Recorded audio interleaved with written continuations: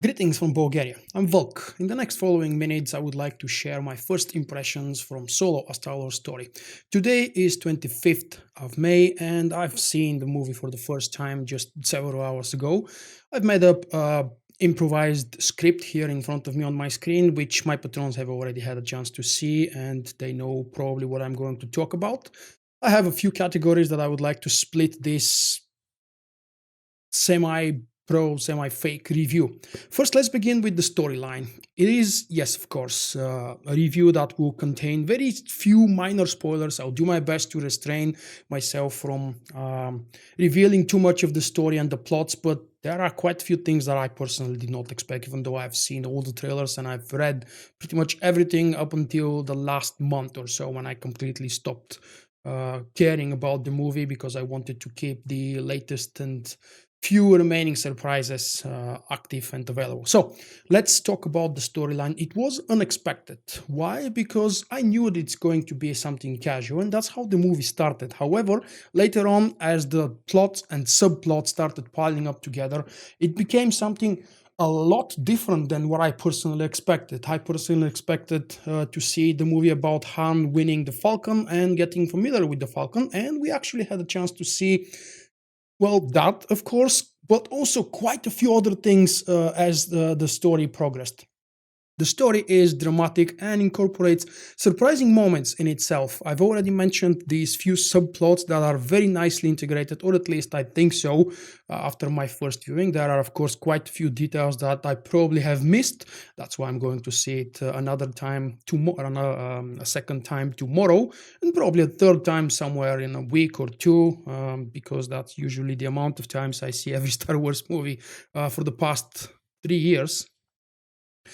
There is one big plot that reveals a few mini stories implemented, and those stories are usually related to some side characters or even to the main characters.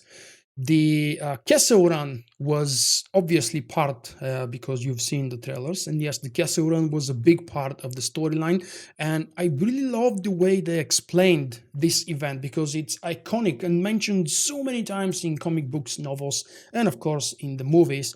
And the few jokes that were related to the Kessel Run in this movie, in the Solo movie, were very nicely designed, I think, and they felt fresh and interesting. The story around the Kessel Run itself was well crafted, I think. I've got a few things to research now from Wikipedia and other sources to see if my theories and if my understanding of some technical details are correct. So I'm not going to bore you with these things because they might be false. All of these little references and Easter eggs that I've noticed, I'll keep them for probably a future video after a week or so, and maybe after I read a little bit more, plus, of course, after I see it a couple more times. Which brings me to the next big topic, the characters, because they're involved with the story, and from the storyline we evolve into the characters. There are more main and side characters deeply involved with the movie than I personally expected. I thought it would be all about Han and Chewie, possibly how their relationship formed, and yes, we've seen this, but we've also seen so many other things. I hate the fact that Lando Calrissian has been described in the media as a what's the English term? Pansexual, as in multi-sexual. I don't know how to describe that, forgive me. Uh, so the story is more than expected, and it's also well developed. As I mentioned already, it starts with something casual, which is exactly what I expected from this movie. A casual story set in the Star Wars universe. I probably should have mentioned in the first paragraph related to the storyline that the setting in the movies, as you've seen in the trailers, quite dark and quite different. Although unfortunately the movie is open for all categories, which means there isn't real violence, there isn't really anything overly dramatic and anything brutal happening. But the environment and the atmosphere surrounding the movie and all the characters is really darker, or at least darker than what I personally thought it would be. It's darker than Rogue One, for example. One of the few things I did not like is the L3 droid. The elite droid is really annoying and frustrating, and without spoiling for you guys if you haven't seen the movie yet, this droid felt like out of place, and Kathleen Kennedy just stomping on a desk with her hand and saying, "Yes, I need this character here because reasons." Let's not go into her reasons or what I believe are her reasons, but this droid to me fell out of place. This is probably the very first time in my Star Wars life that I felt a droid in a movie is not fun and annoying. Yes, 3PO has his moments when he's pissing me off with stupid analysis and comments, but he's one of the best crafted characters that survived so many movies and generations. While L3, the new droid that was introduced here as mini spoiler alert, I suppose, she is self-created droid, and she supports the droid rights. She's fighting for the droid rights. She does have an important role in the movie, but I just couldn't get to like her. I feel like every other droid, including K2 from Rogue one of the best droids and characters altogether. So let's step ahead and continue with the fact that there are quite a few nice tie-ins with the extended universe, or what I would like to call extended universe, not the legends, but the new Disney canon. There are quite a few tie-ins with some surprising characters that, well, I don't want to spoil, but I definitely want to hint at something that happens and you would probably not expect unless you've been digging through absolutely everything that's available in the internet related to spoilers. There is an event in the movie that happens and you probably wanted for this to happen, but you would definitely not expect it. I don't know if this tease on my part is actually useful here because I'm just blabbling empty words. It is a surprise character that's a most beloved character for so many Star Wars fans, including the animated TV shows and the comic books as well. Is that hint enough? If you've read, of course, if you've seen the movie, sorry, and you know what character I'm talking about, let's discuss it down in the comments. Of course, it would be hard to restrict the comments for no spoilers, so feel free to speak about anything down there, guys. I have to say that the relationship between the two main characters, Han and Chewie, was very nicely introduced to the public, and I really loved that they showed in great detail how exactly they met and how exactly their relationship grew from just two strangers into two good friends and inseparable friends. Kira's character and her behavior was a total surprise for me. I did not expect her role to be that kind of a role. I did not expect her character to be that deep and that interesting. And that surprised character that I've tried to tease a couple of minutes ago for you guys is actually very nicely related to Kira and to her role in not just in the movie, but in the future eventual novels, I expect. I don't think another movie will deal with that, but maybe novels. The new Han and the new different Falcon.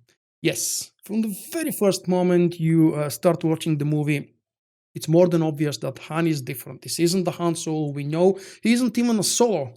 Apparently, that's something I did not know. Shame on me if that was a known fact and I've missed it up until now, but mini spoiler alert incoming. Han was actually Han in the very beginning of this movie. And he receives, in a very interesting way, which I'm not going to spoil for you, the family name Solo, which is not his family name. It's just a second name for Han because he needed one for the purposes of the story development. The Falcon scenes were really awesome and it was very nicely explained, although we knew the reason the Falcon looked different, not just because it was a newer ship at that time, closer to the crafting moment, to the moment it was actually built, but also it was a newer ship, hasn't seen so many fights and so many smuggle runs. The escape pod in the very front was the biggest difference that we all felt a disturbance in the force when we saw the first screenshots. It was all very nicely explained in the movie. The escape pod had a nice role as well, and we saw how exactly the Falcon splits.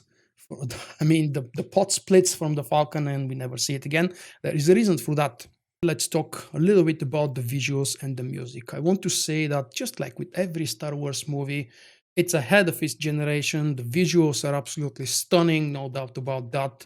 There is great attention to details everywhere, and there is, for me at least, from that first viewing, that special feeling of an old school Star Wars movie.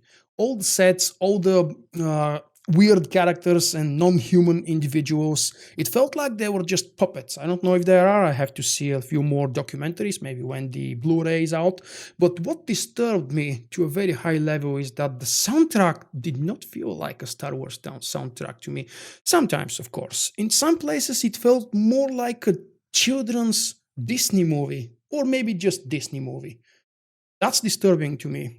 I didn't feel where it needed to be a pure Star Wars classic. It was something else, something different. I don't know if I will change my mind on a second, third, and God knows how many more viewings with the Blu-ray in a few months, but that's just my take at the moment. Let me try and summarize some of these things in final thoughts, because we arrived at the end of the video. Thank you if you've survived so long my monologue. It is a different Star Wars movie, and it has a good reason to be. It wanted to be a different Star Wars movie, just like Rogue One wanted to be different. It's a standalone movie, and despite the fact that it's called Han Solo is far from the only interesting and important main or side character from this movie. So many other things are happening, and I have to say that I personally enjoyed the performance from, oh god, I never learned how to pronounce Alden Ehrenreich's family name, whatever. Woody Harrelson, who plays Beckett, Tobias Beckett, is an absolute favorite of mine, and I haven't seen all of his movies, obviously, but all the things that I've seen from this person, he always plays nice, and whatever roles he's given, he's always perfect with those. Emilia Clarke played Kira, and I've already mentioned that I was really intrigued and surprised by her character and her performance. Donald Glover was close to the Lando Calrissian I personally was expecting, but not quite, especially because my mind was a little bit messed up reading those pansexual or transsexual, not transsexual is something else, pansexual I think it was the term, whatever. It really messed up with my mind. And all the other human and voiceover characters were really interesting. Warwick Davis, of course, is a nice, I don't know if he's an Easter egg, because he gets a little bit of screen time, but his face is so clearly visible, and you have to be a total, in the most friendly way, total noob to the Star Wars universe if you don't recognize where and why Warwick Davis appears in the movie.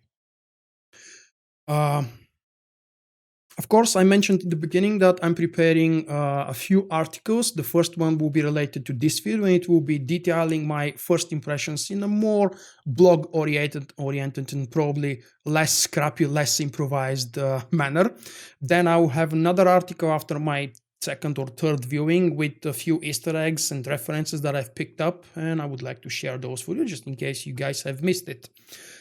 And some of those references were really nice, just like that from my mind. It pops in the very beginning of the movie, the reference to the M68 speeder, the dices that were thrown left and right. They were the dice, the Han Solo's favorite dice and lucky dice. This item was present in the whole movie, and it had a very nice and interesting role. Overall, I'm happy. I don't know if it's because I'm a Star Wars junkie, or yeah, Star Wars junkie is probably the most appropriate term for that I can give to myself. I'm happy with the movie. I knew that I would enjoy. I did my best to go with high hopes, but low expectations, as in medium expectations. I did not expect the movie to be trash. I expected something casual, and they gave me casual plus something on top of that. I'm really happy that I went to see the movie. I know that there is propaganda and I don't know, a rebellion against the Solo movie, and I perfectly well understand the reasons why some influencers, YouTube personalities, and medias want this movie to fail.